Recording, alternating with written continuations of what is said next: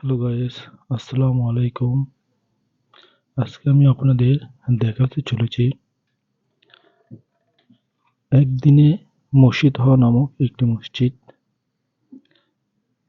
এই মসজিদটি দেখার জন্য প্রথমে আমি বগুড়া চায়ের মধ্যে থেকে শুরু করে দুপচাচিয়ার উপর দিয়ে ধাপের হাটের মধ্যে দিয়ে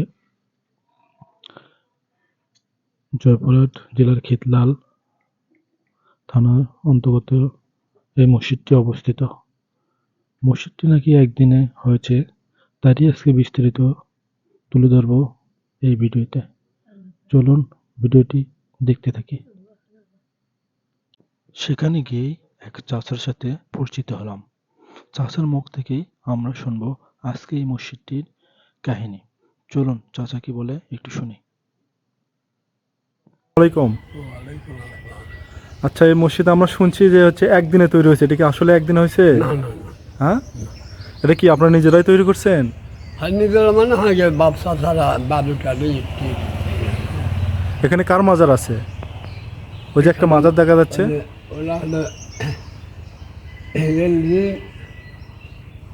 আর রেলজি মারা দুই ভাই, হ্যাঁ, দুই ভাই না দুই স্বামী।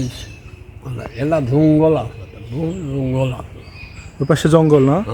খুবই জঙ্গল আছে, ভিতরে মানুষ যা পায় সেটা কাটে কুটে যে খালেক মলবি আসলো আমাকে হুজুরের সাথে আব্দুল গফুরের সাথে। আব্দুল গফুর এখানে একটা সাই মসজিদ করেছে আর আস্তানা করছে ইয়াতে বাগুনগ্রাম। আস্তানা ওখানে, সেটা কোথায় যাওয়া যাবে? বাগুনগ্রাম, হ্যাঁ। ওখানে কি এরকমই?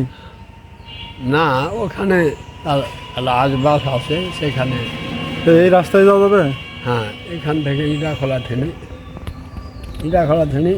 জায়গার নাম কি? বাগুনগ্রাম। বাগুনগ্রাম না? বাগুনগ্রাম আচ্ছা ঠিক আছে। দুইটা তার বাড়ি ওখানে। আচ্ছা দেখে যাবো নি আজকে। আসসালামু আলাইকুম, থ্যাংক ইউ। আচ্ছা ধন্যবাদ। আপনার